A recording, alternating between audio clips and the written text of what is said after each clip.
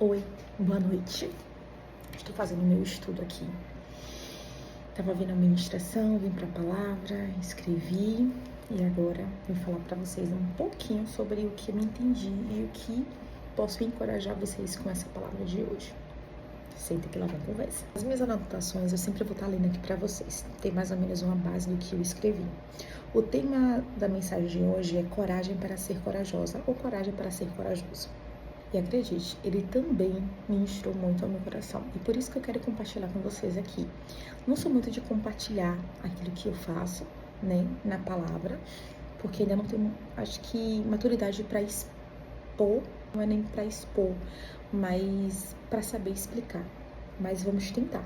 E estar aqui me expondo, falando, expressando aquilo que é algo meu, né, algo íntimo, não é fácil, né? Meu olho chega a encher de lágrimas. Mas eu acredito que tem medos que, se a gente não tiver coragem de enfrentá-los, eles se tornam frutos amargos. Detalhe, eu não tô aqui desabafando algo que, tá acontecendo na minha vida. Não é sobre isso. É algo que eu tô gravando aqui, eu estou rompendo algo. Por quê? Porque talvez o que eu compartilhe aqui possa ser algo que abraçar outras pessoas. Venha, através desse testemunho, possa ser que outra pessoa também esteja passando por isso. E também não está conseguindo romper. E eu sei que o Senhor, ele é muito intencional no que Ele faz. Então, quando Ele nos dá um dom, Ele nos dá algo precioso, não é para benefício próprio. É para que eu possa compartilhar daquilo, né? Eu posso compartilhar daquilo para edificar outras vidas. Então vamos para o que interessa. São tantos medos que a gente às vezes fica se perguntando por quê. É um medo que paralisa ou um medo que nos impulsiona? Talvez você tenha medo de casar, talvez tenha medo de não casar. Talvez você tenha medo de ter filhos ou ter filho. Talvez você tenha medo de não ter filho. Talvez você tenha medo de mudar de país, mudar de estado. Talvez você tenha medo de abrir uma empresa. Talvez você tenha medo de conhecer alguém. Talvez você tenha medo do seu próprio chamado. E ela disse uma frase: o medo rouba a confiança na bondade e na soberania de Deus. Medo que não confia que o Senhor está no controle é um fruto ruim. E de fato, quando nos colocamos nesse lugar de que não confiamos que o Senhor vai fazer, de que o Senhor vai prover, de que o Senhor vai fazer com que as coisas aconteçam, a gente está roubando, deixando que o medo roube esse lugar. Onde o Senhor não quer que a gente esteja. Ter medo é normal, a gente sabe. Mas a gente não pode deixar que o medo se torne algo doméstico em nossa vida. Eu tô falando aqui, mas o quanto está me custando, vocês não têm noção. Primeiro que eu falo demais. E segundo que eu odeio falar demais. Isso é muito contraditório. A gente tem aí Moisés. Eu acredito que Abraão também sentiu medo quando o Senhor falou com Abraão. Para ele pegar as suas malas, suas coisas aí, e para a terra que o Senhor prometeu. Você acha que ele não ficou com medo? Você acha que ele, nossa, vou sair aqui do conforto do meu lar, vou sair daqui do meio dos meus parentes, do meu conforto, da minha segurança, da minha estabilidade, para ir para uma terra que eu não conheço? Você acha que não sentiu medo? Você acha que quando o Senhor falou com Moisés, Moisés também não sentiu medo? Você acha que também Josué não sentiu medo? Até porque quando a gente vê na passagem de Josué 1, se eu não me engano é 1 e 9, eu não lembro, não me recordo, o Senhor fala para Josué não ter medo, seja forte e corajoso. É uma das passagens que a gente mais escuta para ter coragem, que a gente coloca na bio do Instagram, do WhatsApp. Seja forte e corajoso, não temas. Você acha que Davi não sentiu medo? Foi ungido, mesmo sem entender muita coisa, foi ungido criança. Você acha que Davi também não sentiu medo? Tenho certeza que ele sentiu medo. Eu acredito que nenhum deles deixou que o medo roubasse aquilo que o Senhor tinha para eles. Quantas pessoas na Bíblia deixou um legado poderoso? E nós precisamos deixar um legado poderoso na terra, para a nossa família, para os nossos filhos, para os filhos dos nossos filhos, os filhos e por gerações. Mas se a gente não sair desse lugar do medo, vai parar em nós. Vai parar em nós tudo aquilo que o Senhor sonhou pra gente. Tinha uma passagem que me fez lembrar muito sobre o medo. A gente vê a história lá em Êxodo, né? Tudo aquilo que o povo de Israel viu com seus próprios olhos, o que a gente não viu, né? Viu tantos milagres, tantos sinais, tantas maravilhas que o Senhor fez por aquele povo. E parece que o povo tinha amnésia, o povo esquecia de tudo. O Êxodo 14, 10 diz, deixa eu ler aqui com vocês.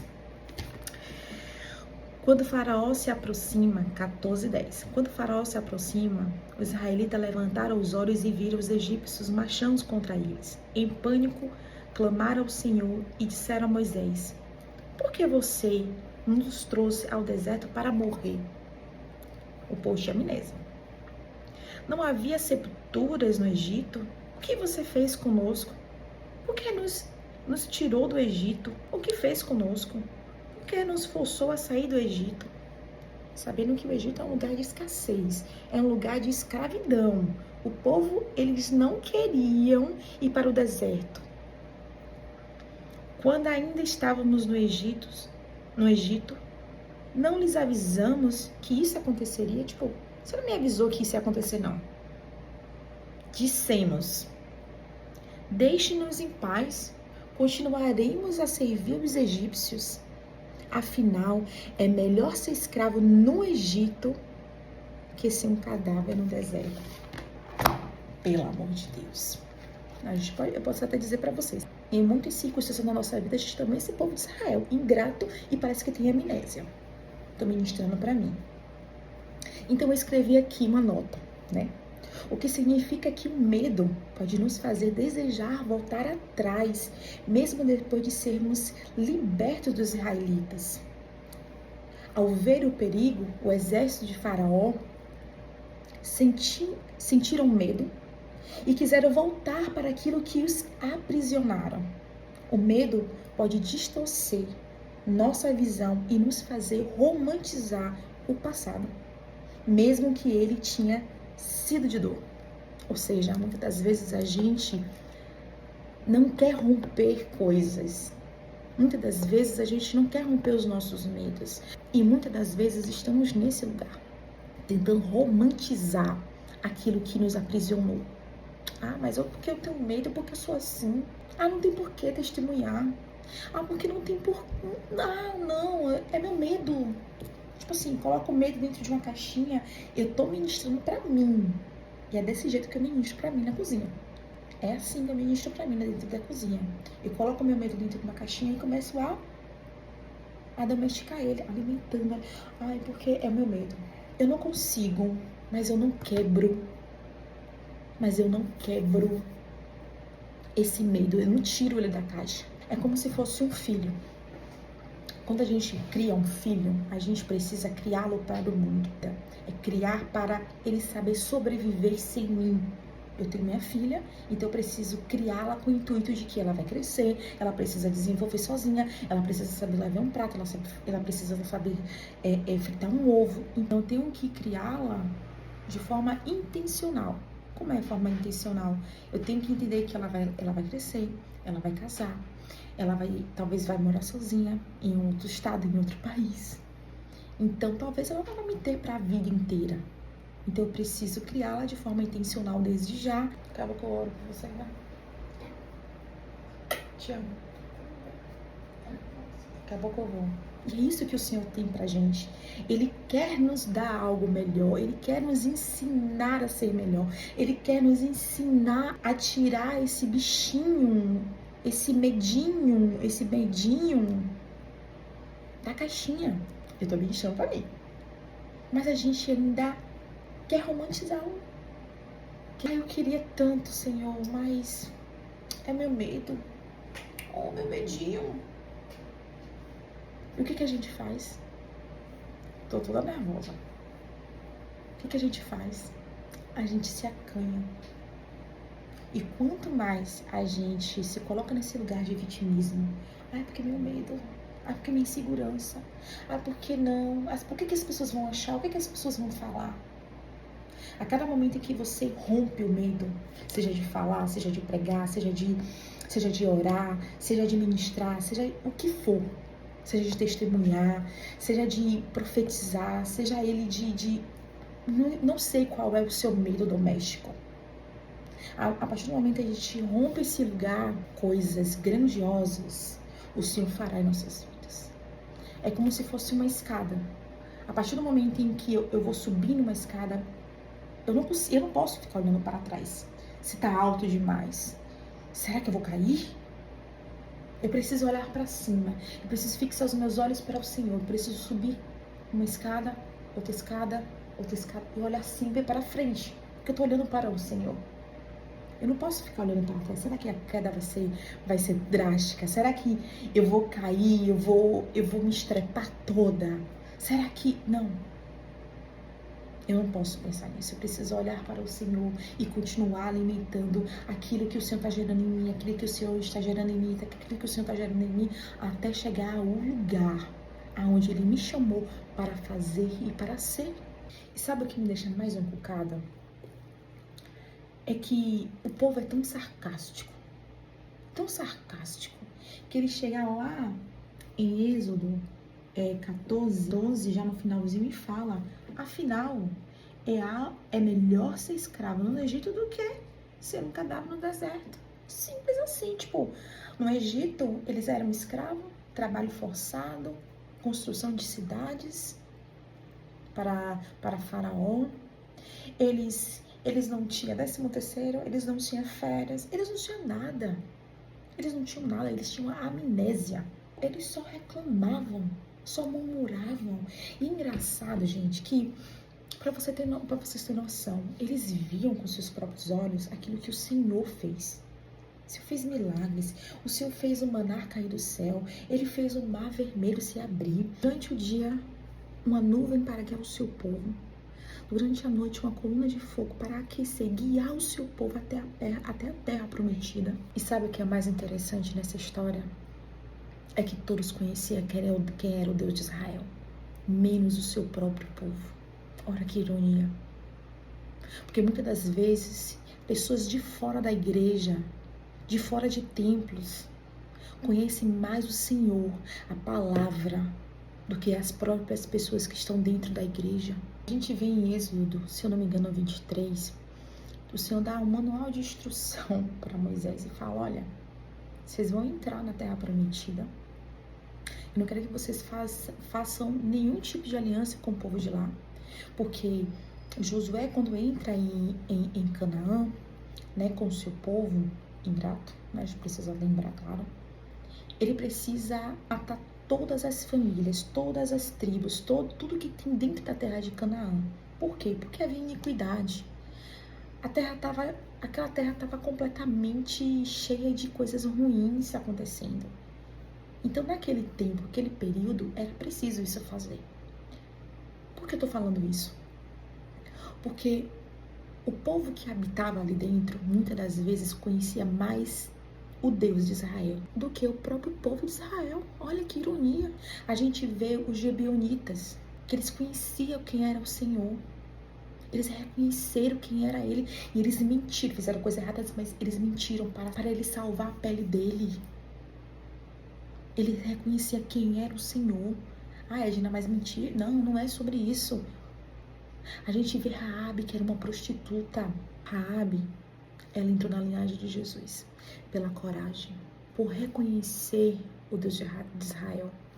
Logo no início, vamos relembrar aqui, Josué 2:8 diz assim: Antes que os peões fossem dormir, Raabe foi ao terraço falar com eles.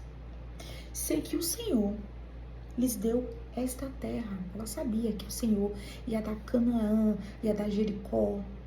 Estamos todos apavorados por sua causa. todos os habitantes destas terras estão desesperados, pois ouvimos que o Senhor secou as águas do Mar Vermelho. Ela que era de Jericó, era uma cananeia, ela já conhecia, sem ela ver os sinais e maravilhas que aconteciam no deserto com o povo de Israel. Porque vocês passassem quando saíram do Egito, e sabemos o que fizeram no Rio Jordão aos 2 reis amorreus. E aí que ela vinha aqui, ó. Não é à toa que estamos dominados pelo medo. Ninguém tem ânimo de lutar depois de ouvir coisas como essas, pois o Senhor, seu Deus, é o Deus supremo acima do céu e debaixo da terra. Gente, imagine se fosse no tempo de hoje, que a gente tudo resiste, tudo a gente mostra. Aquele povo ouviu que aquele povo de Israel estava vindo dominar aquela terra e aniquilar todo mundo. Ela já tinha temor ao Senhor, ela já reconhecia que era o Deus de Israel. E o próprio Deus que estava entrando na terra prometida, que o Senhor prometeu para aquele povo, não acreditava, era ingrato, era murmurentos. Aquele povo já tinha pavor do povo que estava lá, então ela fez o que? Ela foi estratégica. E fez um acordo com eles por medo para salvar a sua família. E sabe o que é mais interessante? É que Raabe foi a única mulher que entrou na linhagem de Jesus. Imagine aí, se você não romper o medo de dar o primeiro passo, você jamais vai desfrutar coisas grandiosas no Senhor. Quero dizer para vocês essa noite, não vai adiantar você viver igual o povo de Israel, que era para passar 40 dias, passou 40 anos, murmurando, reclamando, olhando para o passado, porque lá era melhor, lá não tinha responsabilidade, lá não tinha compromisso, lá não tinha que estar toda vez indo para esse lugar. Ai, toda vez eu tenho que pregar, toda vez eu tenho que dar palavra de ofertório, ai, porque toda vez eu tenho que testemunhar, eu tenho que evangelizar, ai, porque eu tenho que fazer isso.